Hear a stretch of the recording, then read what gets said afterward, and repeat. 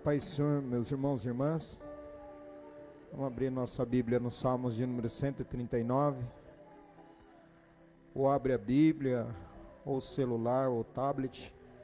Mas que o celular seja usado só agora para abrir a Bíblia e depois os versículos, né, irmãos? Senão é uma pena para mim.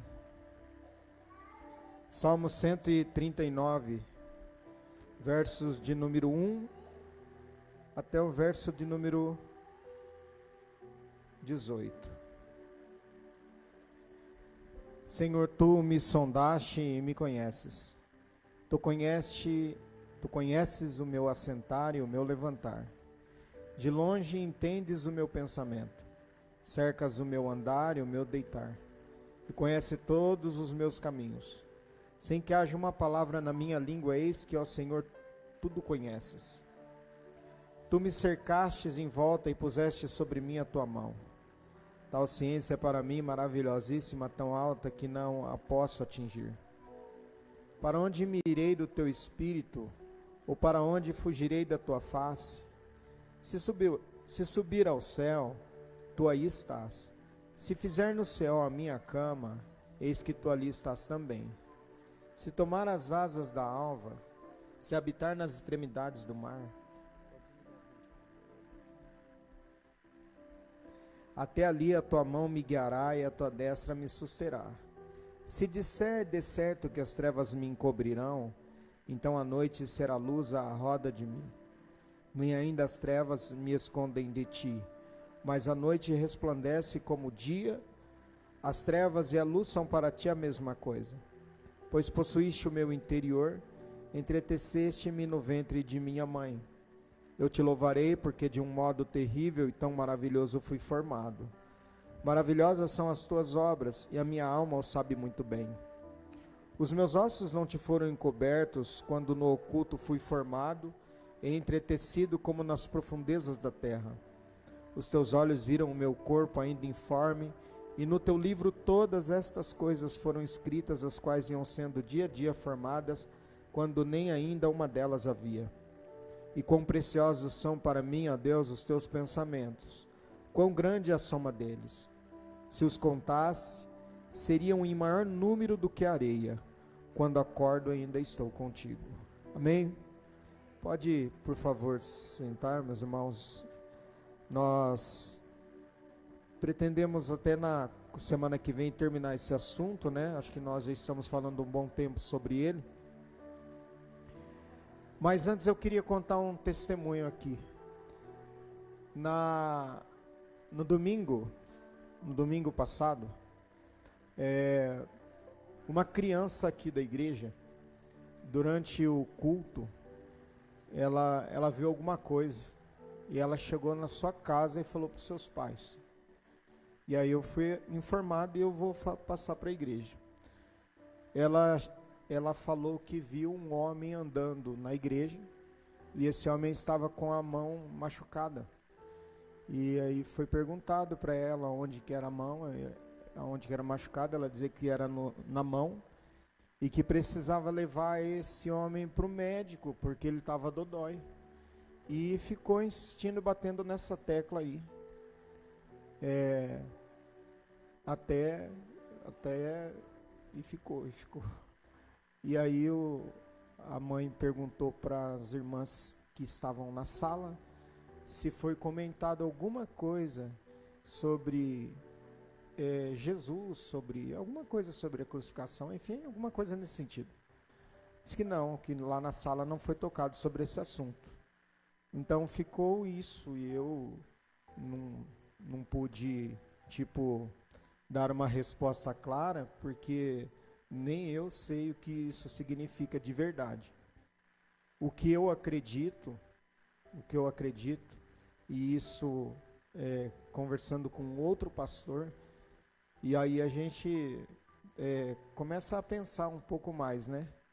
É que Deus com certeza vai mexer em alguma coisa, não sei. A intenção dele é fazer alguma coisa, e ele vai fazer. E ele o fará. E aí nós estamos temos que estar preocupados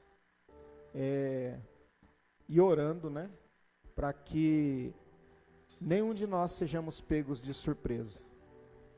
Porque nós temos o costume de nos acostumar e cair na rotina com as coisas da igreja.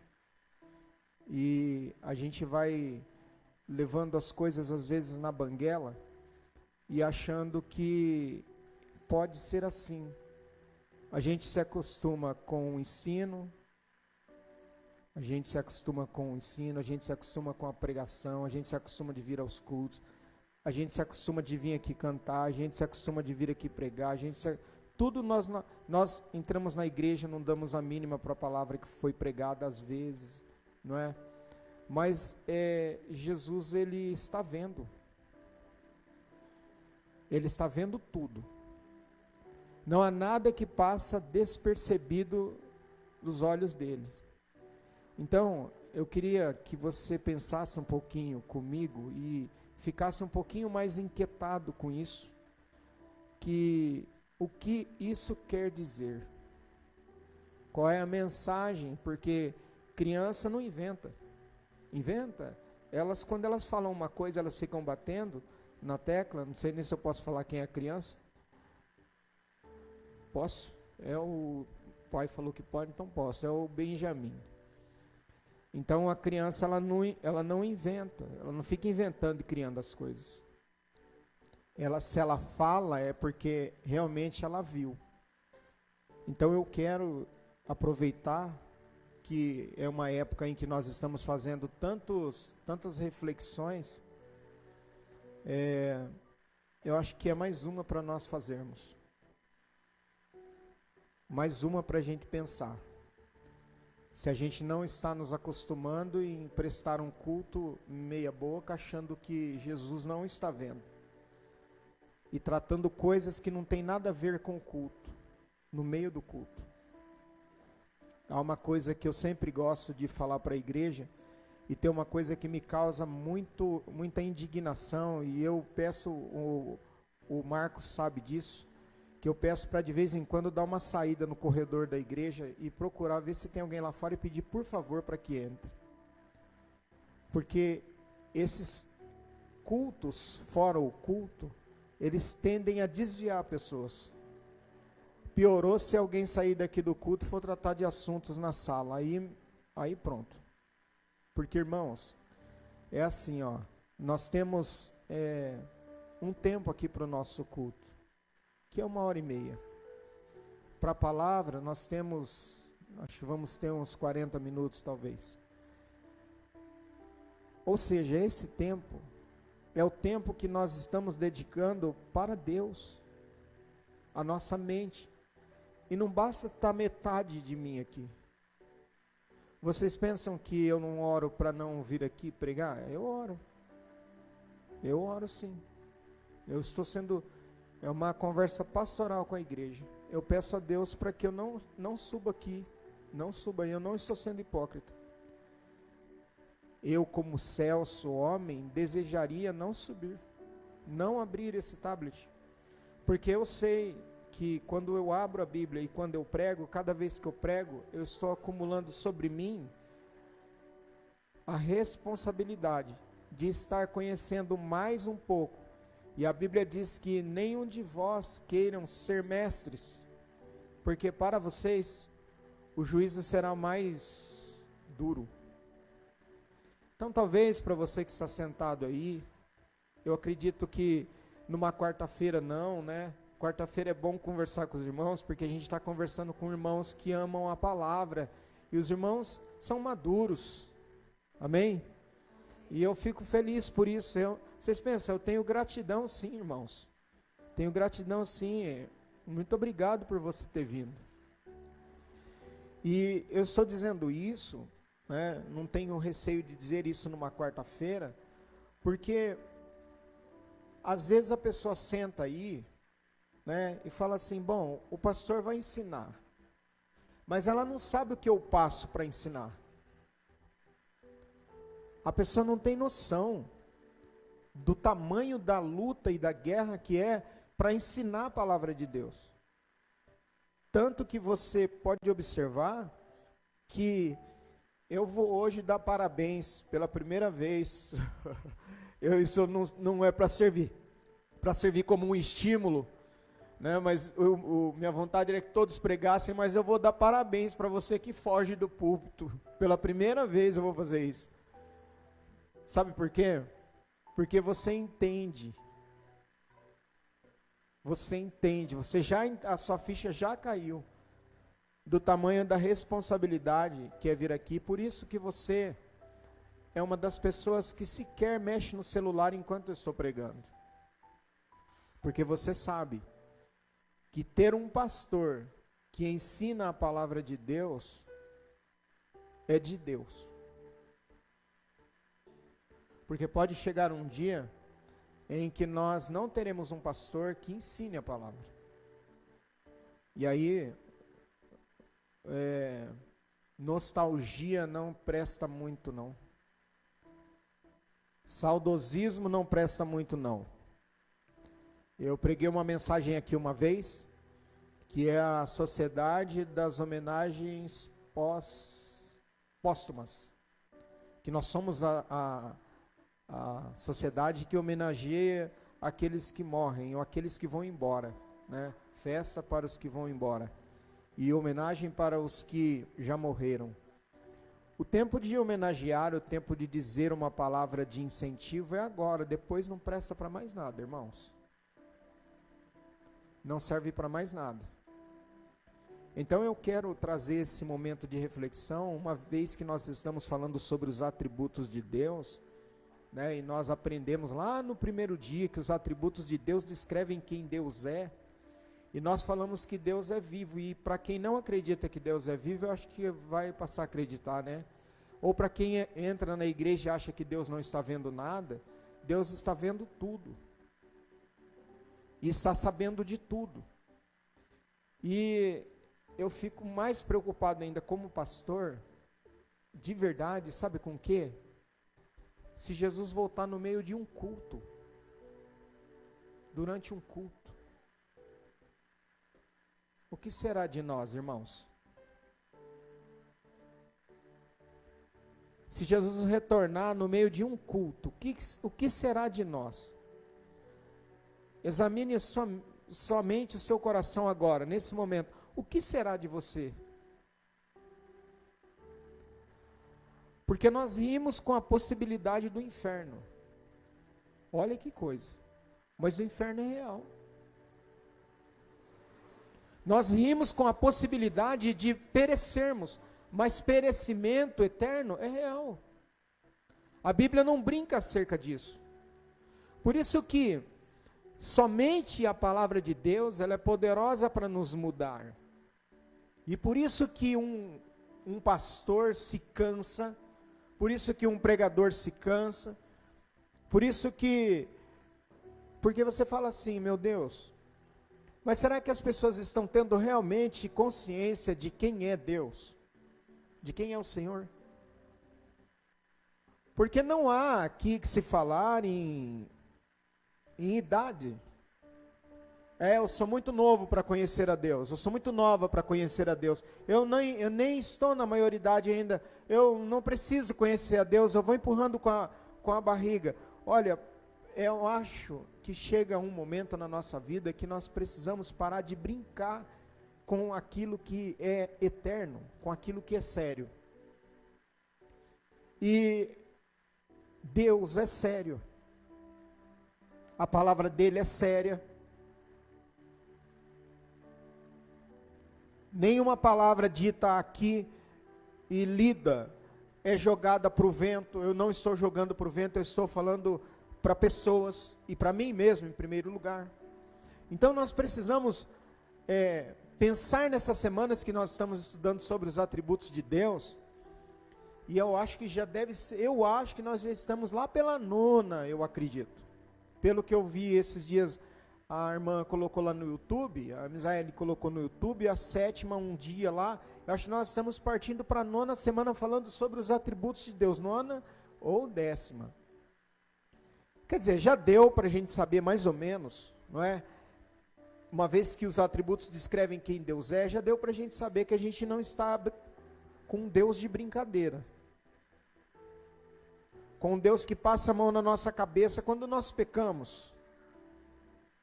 Com um Deus que passa a mão na nossa cabeça quando nós erramos. Com um Deus que nos corrige. Nos corrige sim. E a correção dele não é para nos matar. A correção dele é para nos dar vida. E eu vou te dizer, nós só estamos vivos aqui hoje porque nós conseguimos passar pela correção de Deus. Você está feliz por isso? E aí você passou pela correção de Deus. Foi duro? Pastor, foi difícil. Foi muito complicado para mim. Mas aí nós entendemos, agora está ficando mais fácil compreender, depois de todo esse tempo juntos, por que nós temos facilidade de entender que Deus é um Deus vivo. Diferente de, você admira alguns filósofos, né? Talvez você assiste algumas pregações de Cortella, de Leandro Carnal, de sei lá, e você fala assim, nossa, um outro aí que está se despontando, né, Pablo Marçal, acho que é, e ele fala bastante coisa assim de autoajuda, e fala umas coisas assim, tá louvável algumas coisas, né, mas vi um deles outro dia falando de um palavrão contra Deus. Todos esses homens morrerão, todos eles, mas somente o nosso Deus, ele morreu, mas ele ressuscitou. E aí por isso que ele está vivo e ele entra na sua igreja. Ele é um Deus que tem vida. Ele é um Deus que alguns veem, outros não, irmãos. Viu? Alguns conseguem enxergar a Deus, outros não conseguem. Eu não me lembro, eu não consigo me recordar agora, talvez a Regiane consiga me ajudar, mas eu não sei se a gente não tinha casa ou se a gente não tinha carro. Mas a gente estava na mesa e o Mateus era bem pequeno, eu não sei se foi o Samuel, se foi o Mateus também que falou, não sei qual dos dois que falou. E eu me lembro que um deles disse para nós assim, nós vamos ter uma casa, um carro. Não sei se a Rê se lembra, mas nós vamos ter um carro, eu acho que é isso. E eu falei para ele assim, ele era pequenininho na época, não sei qual dos dois. E aí ele pegou e olhou para mim, eu falei, mas quem falou isso para você, menino? E ele era pequeno. E ele falou assim, foi Jesus. E ele tem boca, o senhor sabia? Foi tipo um tapa na minha cara. Ele fala, ele tem boca, o senhor sabia? Eu calei a minha boca. Foi a minha vez de calar a minha boca, porque eu achava que só eu que tinha boca. Acho que na minha arrogância ou na minha distração. Então, nós estamos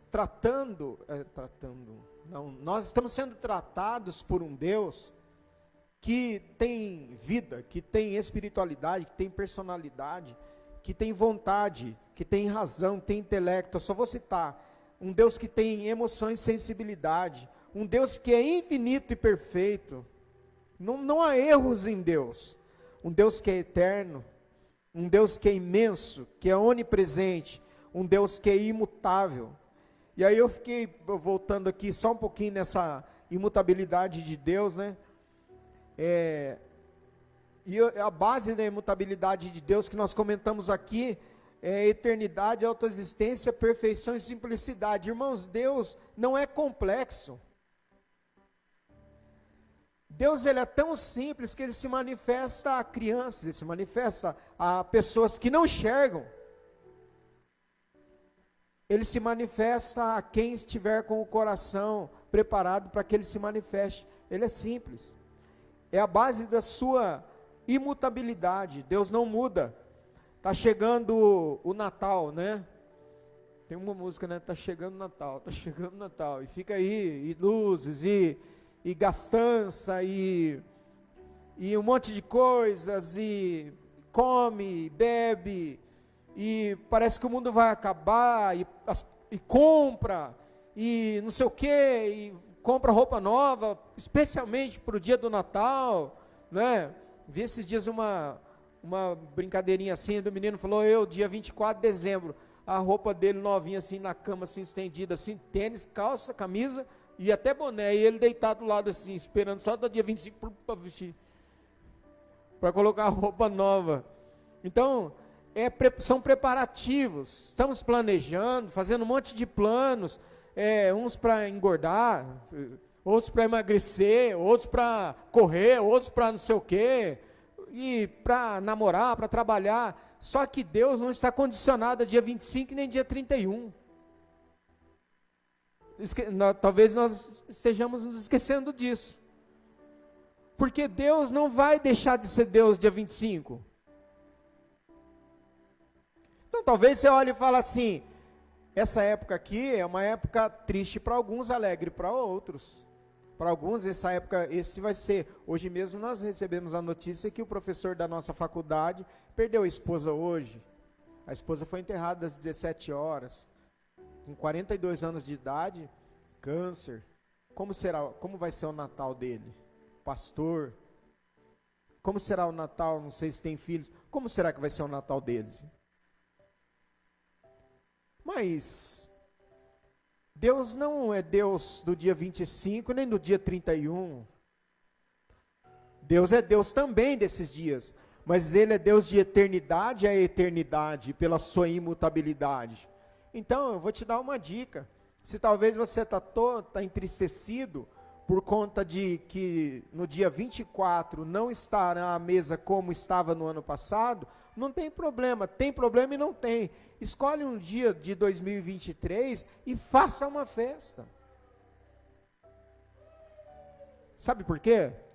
Porque Deus não está condicionado a datas, a dias. Deus é Deus e basta. É isso.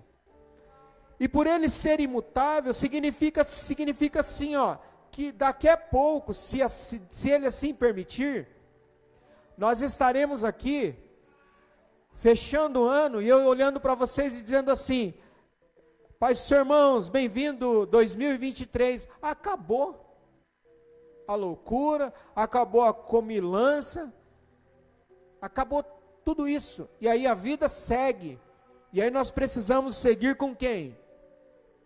Com quem que nós precisamos seguir, irmãos? Com Jesus Cristo até o final.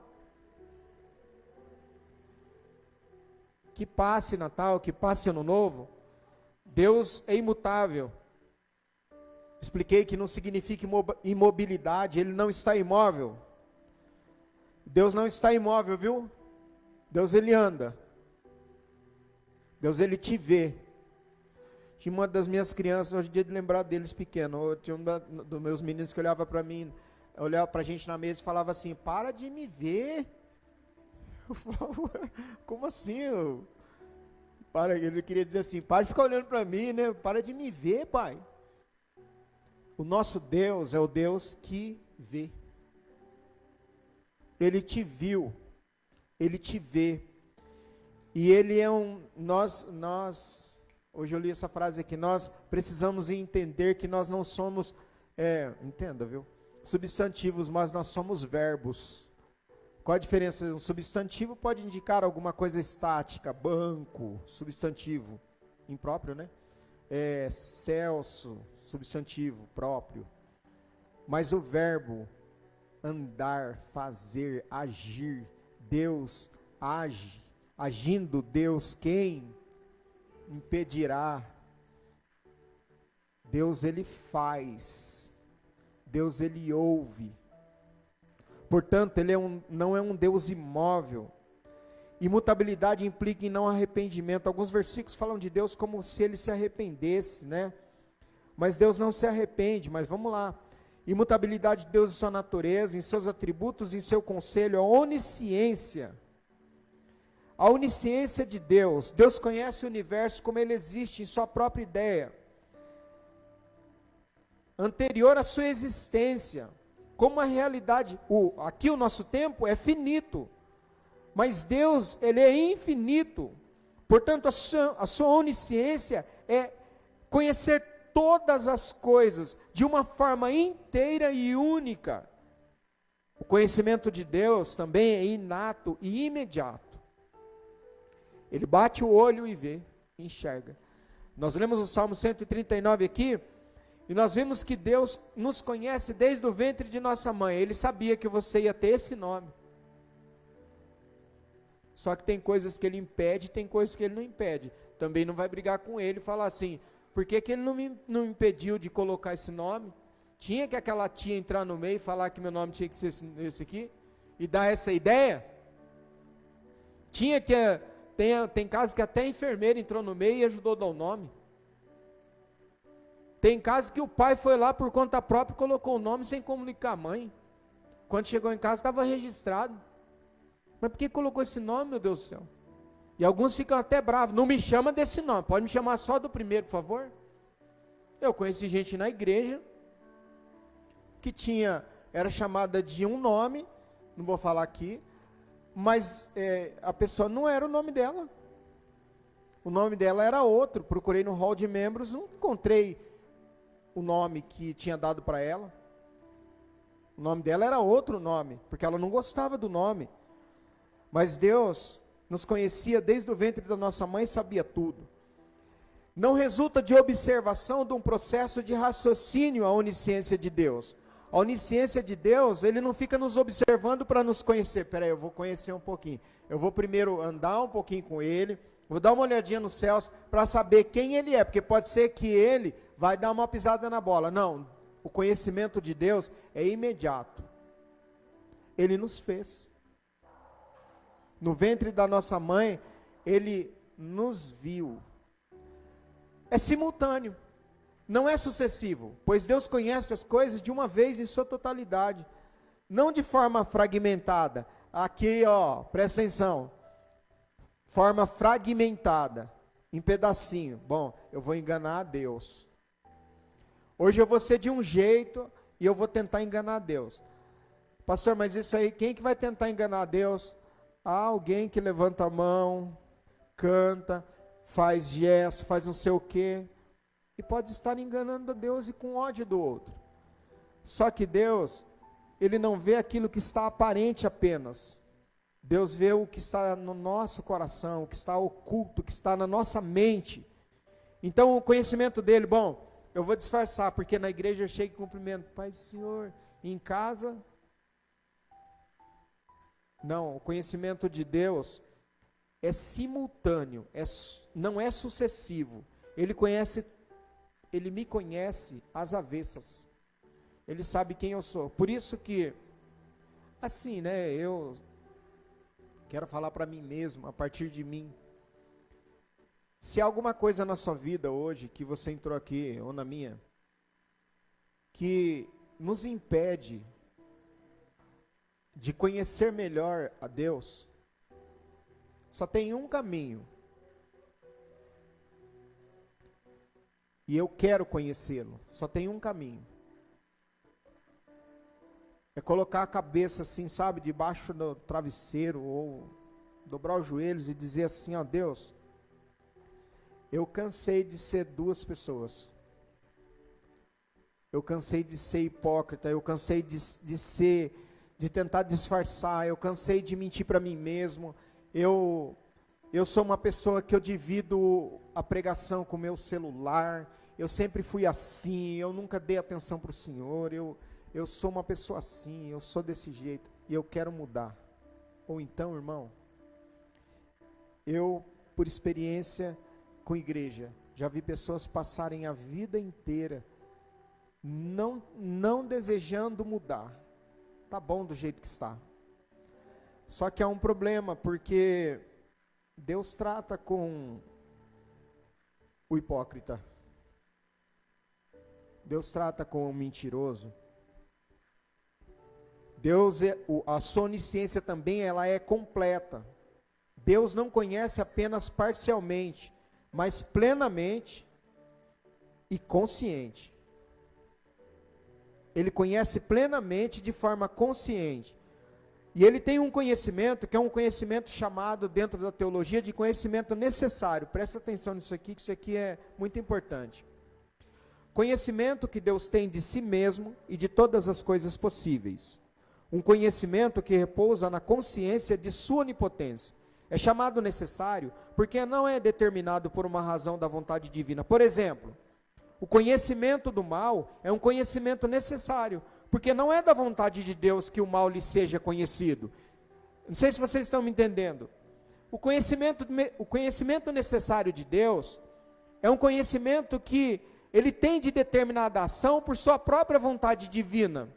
Mas não que ele queira conhecer o mal, mas ele o conhece porque é um conhecimento necessário. Deus precisa lidar com o mal.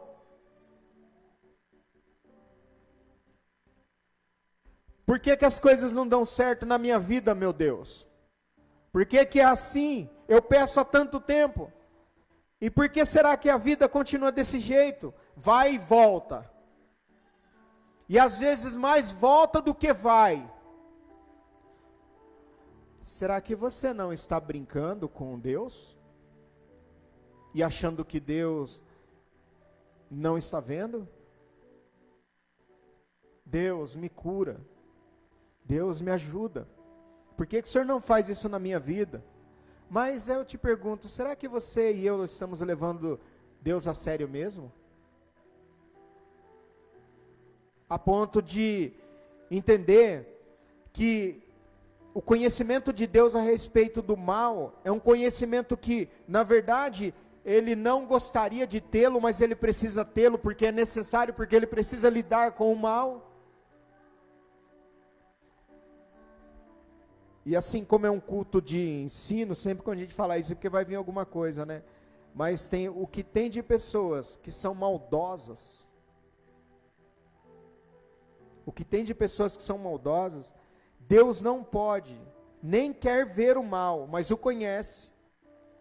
Não por experiência que envolve a sua ação, a sua vontade, mas porque Deus é inteligente. Entendeu? Deus conhece o mal porque Deus é inteligente. E Ele precisa conhecer o mal. Porque só conhecendo o mal, Ele pode dizer: mal, basta, acabou. Você já está consumindo muito, meu filho. Você já está judiando muito do meu filho. Já chega. E quando Ele fala já chega, já chega. O conhecimento necessário e agora o conhecimento livre. Mas antes eu queria dar base, pedir a ajuda do Ronan, para esse conhecimento necessário. Segundo aos Coríntios, capítulo de número 5, versículo de número 21. É onde esse termo necessário. Segundo aos Coríntios 5 e 21. O conhecimento necessário, tá? Não é o conhecimento por querer. Conhecimento por inteligência. Não conhecer, não praticar. Deus pode, mas poder não significa que fará. Aquele que não conheceu, não praticou, não fez, não esteve ali envolvido, colocando a mão, que não conheceu o pecado, esse aquele aqui, na letra maiúscula, aquele, quem que é esse aquele? Você pode falar quem que é esse aquele? Alguém pode falar o nome dele? Jesus. Jesus, que não conheceu o pecado. Esse o remete àquele. Então presta atenção. Aquele, eu vou então parafrasear. Jesus que não conheceu o pecado, Jesus fez pecado por nós, para que em Jesus fôssemos feitos justiça de Deus. Então é assim, ó. Hoje você senta e eu, todo folgadão aqui, justificados, porque alguém que não conheceu o pecado e não praticou o pecado, se tiver talvez a tradução NVI, pode ser que ela ajude, que não praticou o pecado, porque o termo conhecer aqui, aqui eu não sei, mas no Antigo Testamento tem um sentido de até intimidade conjugal. Deus tornou o pecado por nós aquele que não tinha pecado, não conheceu, não tinha, né? Para que nele nos tornássemos justiça de Deus. Esse termo justiça aqui, ó, é muito pesado. A coroa era minha, o soco no rosto era meu, a bofetada era para mim. Não sei se alguém aqui já tomou um tapa no rosto, na cara, né? Um tapa no rosto, humilhante. O soco, a cusparada no rosto era para mim. A cruz era para mim, os cravos eram para mim. Olha, irmãos, foi um julgamento moral. Porque arrancar a roupa de alguém em público é um escárnio. Foi um julgamento religioso, porque fariseus estavam no meio.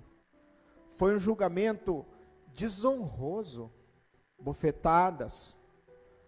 Foi execrável. E foi violento, batendo com a cana. E por fim a crucificação. É a viva.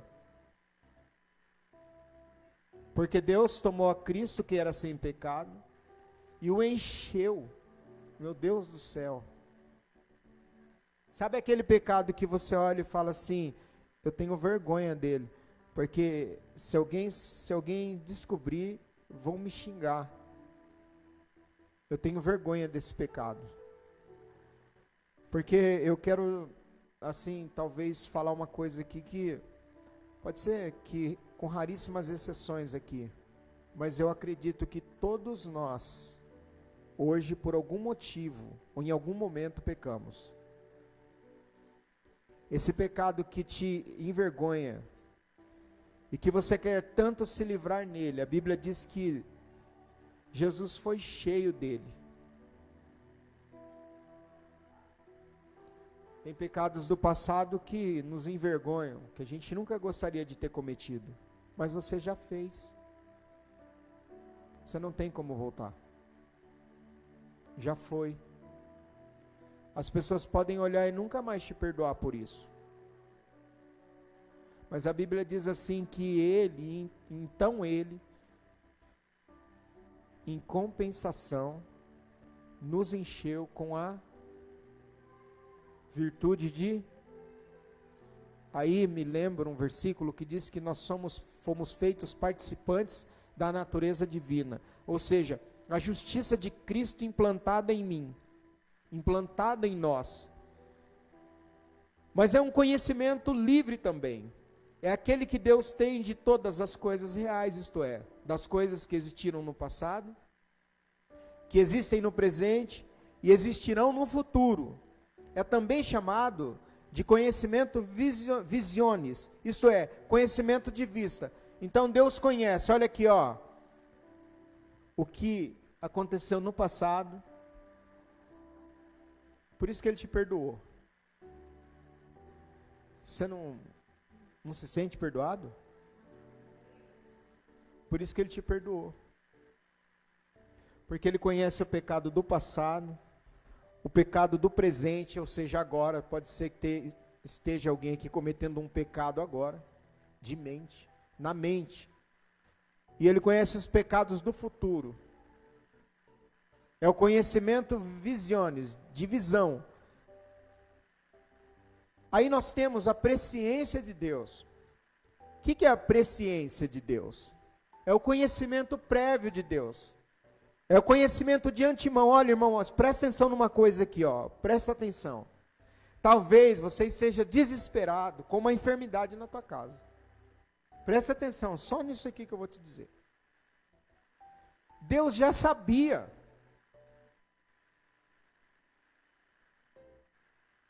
E isso talvez pode te gerar um sentimento de dizer assim, mas por que que ele não move as coisas para que aconteça logo do jeito que eu quero? Sabe por quê?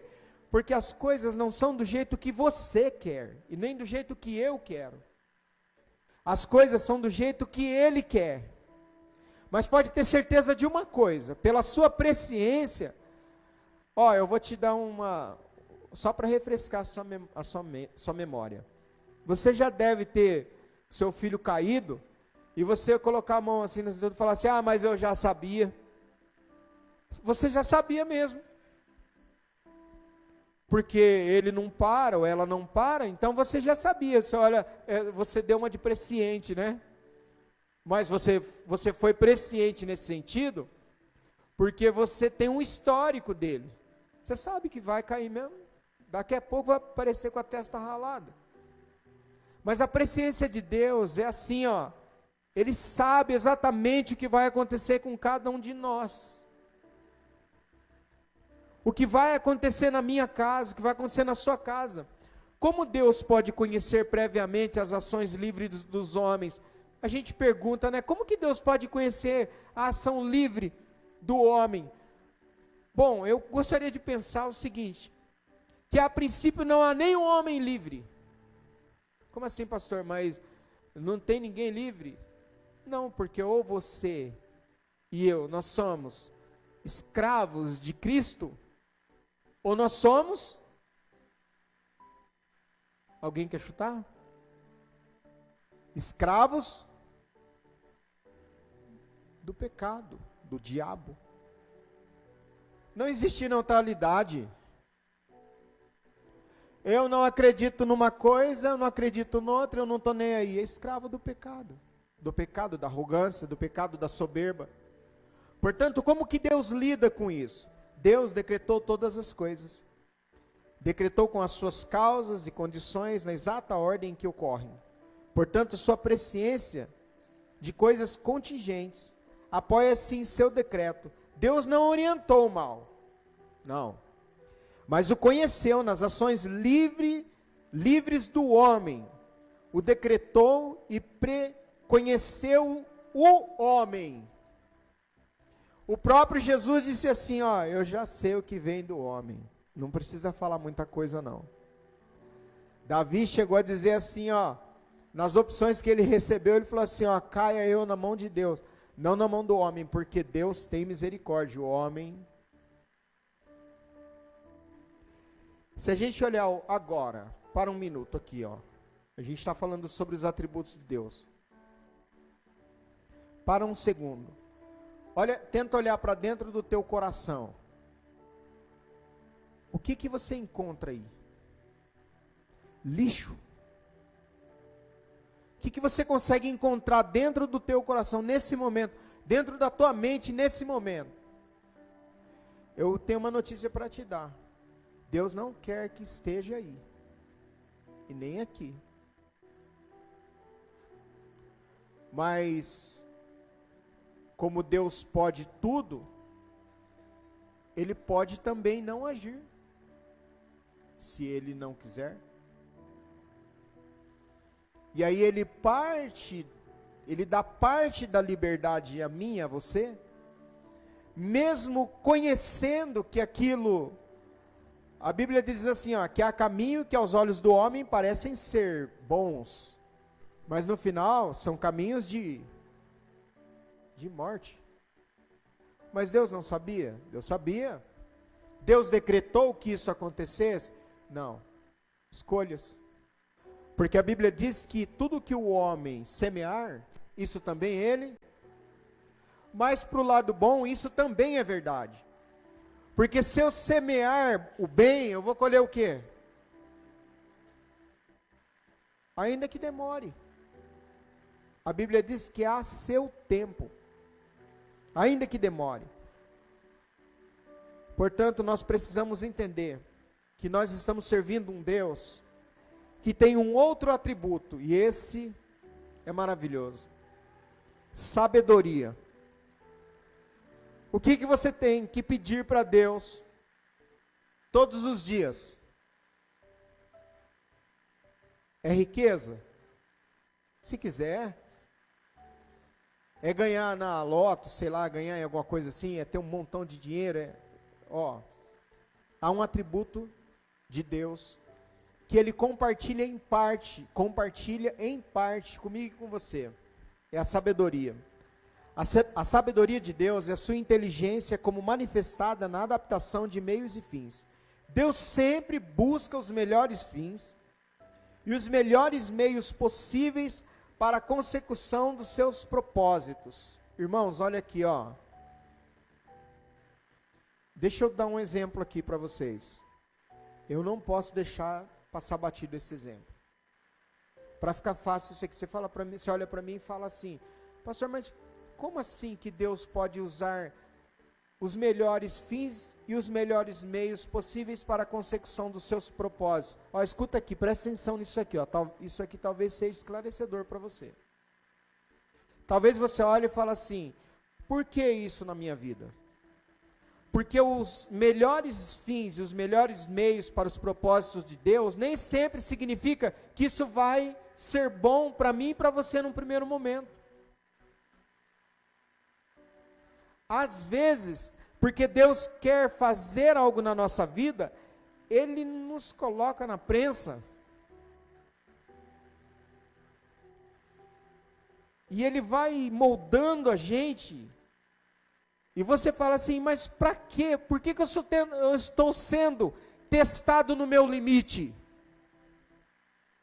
Eu não sei se eu estou falando aqui com pessoas que já foram testadas no limite. E você chegou no limite, chegou um momento que explodiu. Você, por mais calma que você sempre parece que você é calma, né? Ou calmo, e você segura a voz assim, eu falo bem baixinho. Mas você, pode ser que chegou um momento da sua vida assim que chegou no limite. E aí você explodiu. Você perdeu o controle, perdeu a estribeira. Nesse momento, é a vez e é o momento certo de Deus agir. Porque você perdeu o controle. Porque enquanto a gente tem o controle, eu vou dar um exemplo aqui para vocês. Espiritualmente falando, eu não posso deixar de citar, porque o exemplo, acho que um dos exemplos mais profundos que eu tenho de vida espiritual, assim, de ser trabalhado e tratado, não tem como eu não falar da cidade de Pindamonhangaba, não tem como. Me desculpe. Mas eu vou dar um exemplo aqui. Eu solicitei para ir para lá. Por minha própria vontade, depois de ter orado muito sobre isso, para estudar, para fazer a faculdade de teologia, me preparar melhor para a obra. Mas quando eu cheguei lá, que eu percebi, a princípio, e olha que eu vou contar uma coisa aqui para vocês. Eu entrei na cidade, tem uma rotatória lá, acho que para quem foi para aquele lado, tem uma rotatória bem grande assim, e está escrito o nome da cidade. Quando nós entramos com a mudança na frente, e o nosso 147 atrás, eu cantei até aquela música Sabor de Mel. Vocês acreditam que eu cantei? Mas eu vou falar para vocês que os primeiros meses não teve nada de sabor de mel, foi sabor de fel. Que o que eu amarguei, e eu cheguei no centro da cidade, sentar perto de um orelhão e ligar para aqui, para o meu batalhão, e falar assim: ó, eu não quero mais ser transferido, eu preciso voltar. Mas quem disse que isso foi possível? Porque daí era tudo diferente. Pessoas desconhecidas, não tinha ninguém por perto para ajudar. O Natan próximo do nascimento, um monte de coisas novas, igreja nova para congregar, sem saber o que ia acontecer, sem contar que entregar uma igreja que você ama é como um velório. Não sei se vocês sabem disso, mas você entregar uma igreja que você ama é como um velório. Tinha mais essa pendência. E foram meses de amargura. Amargura mesmo. De olhar e dizer, meu Deus, será que está tudo certo? Será que é isso mesmo? Mas eu aprendo com isso aqui, que os melhores fins e os melhores meios para a consumação dos projetos de Deus, nem sempre serão os melhores meios e os melhores fins para mim e para você. Às vezes, vai arrancar lágrimas. Mas uma coisa eu posso dizer, Deus nunca erra. Deus não erra. Pode até doer, mas vai dar certo. E no final você sairá de lá fortalecido. Alguém disse assim, Smith, define a sabedoria de Deus como o seu atributo, através do qual ele produz os melhores resultados possíveis, com os melhores meios possíveis. Nós encontramos a sabedoria de Deus na criação, encontramos a sabedoria de Deus na redenção. O poder de Deus é distinguido de duas maneiras: poder absoluto de Deus e poder ordenado de Deus. O que é esse poder absoluto de Deus? Baseado na sua sabedoria. É a eficiência divina exercida sem a intervenção de causas secundárias. Deus diz assim, é assim. E o outro? O poder ordenado. É a eficiência de Deus exercida pela ordenada operação de causas secundárias. Por exemplo, lei da semeadura. Eu causei. Agora Deus tem que atuar com o seu poder. Vai ser difícil. Sabe, casamentos que são contraídos porque fora da direção de Deus, é tragédia. É tragédia. Sabe, ações que eu tomo e que eu acho que está certa, porque é enganoso, a nossa vista é enganosa. Deus tem que agir com o seu poder ordenado, mas não é melhor nos submetermos ao poder absoluto de Deus? Deus, o que o Senhor quer para a minha vida? Por favor, me responde. Me responde por um hino, me responde pela palavra, me responde por uma criança, mas por favor me responde, porque é uma ordem. Há pessoas que estão fora dos seus lugares, dos seus postos na igreja, porque nunca perguntaram para Deus onde Deus as quer. E aí elas querem ficar num lugar, elas querem outro, eu quero esse, mas nunca perguntaram para Deus, Deus, onde o Senhor me quer? Qual é a ordem do Senhor para mim? Qual é a ordem? E eu me lembro de Paulo falando sobre isso aqui, irmãos. E ele fala uma coisa muito interessante. Eu não sei, talvez hoje aqui Deus esteja chamando alguém e a pessoa está surda ainda. Mas eu vou te dizer uma coisa. Escuta, um conselho que eu vou te dar. Poder ordenado de Deus. Poder ordenado de Deus. Se Deus te chamou para alguma coisa, lembra lá de Paulo quando ele disse assim, duro é para ti recalcitrar contra os aguilhões? Você vai viver uma vida inteira tentando recusar aquilo que Deus te chamou para fazer e vai sofrer a vida inteira.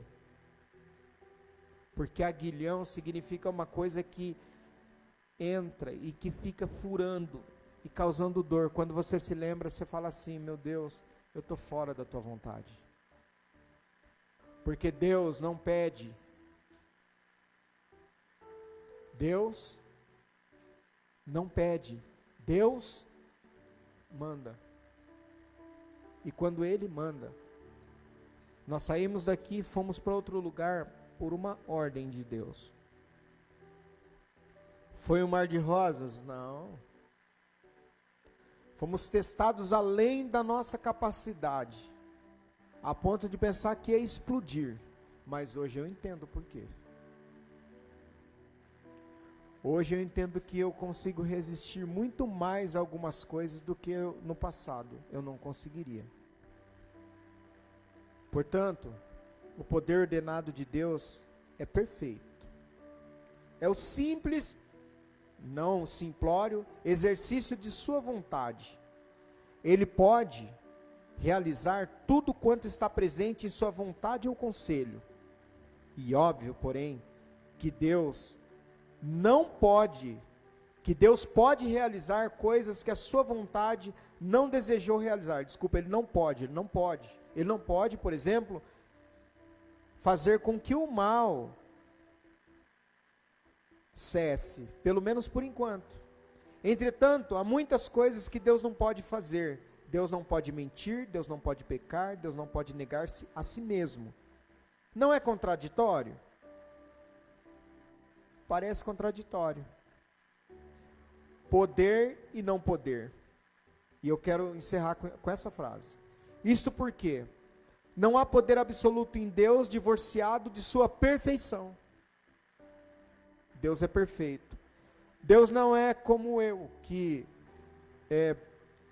amo e tem hora que não amo, quero abraçar, tem hora que não quero, tem hora que estou assim, tem hora... Não, Deus é uno, perfeito, íntegro. Deus é amor, Deus é justiça na mesma pessoa, Deus é poderoso na mesma pessoa, Deus é onisciente na mesma pessoa, Deus é o El Shaddai na mesma pessoa, Deus é o Deus que sara na mesma pessoa, Deus é o Deus que pensa bem de nós na mesma pessoa. Portanto, nós servimos um Deus que é completo e que vai depender do quê? Dele, de mim, de me submeter a Ele e permitir que Ele exerça o seu poder diretivo, a sua vontade na minha vida. E eu dizer assim, olha, e cantar aquele hino, se você, vou dar uma dica aqui, se você não quer fazer a vontade de Deus, por favor, no domingo, quando alguém cantar, o grupo de louvor aqui cantar aquele nasceu, eu me rendo aos teus pés, é tudo o que eu preciso para viver. A hora que chegar nessa parte, fica quieto, não canta, porque senão é mentira tua. Você vai sair daqui com um pecado nas costas, porque é mentira, porque você não quer se render à vontade dele, você quer se render à tua própria vontade. Agora, se é verdade, você pode colocar as mãos assim e falar assim, eu me rendo aos teus pés, é tudo o que eu preciso para viver. Eu me rendo aos teus pés, eu me rendo. O que é se render? Eu jogo todas as minhas armas no chão e me rendo ao Senhor. Amém? Irmãos, Deus abençoe. São essas as palavras. Nós pretendemos terminar a semana que vem, se nós estivermos tudo bem, se estiver tudo bem. Eu desejo que os irmãos passem bem, dia 24 para o dia 25, dia 25 também. A única coisa que nós estamos esperando ansiosamente é o céu. O dia 24 e o dia 25 serão 2 dias que passarão. E na semana que vem estaremos aqui, se o Senhor permitir. Amém? Vamos ficar em pé e vamos agradecer a Deus.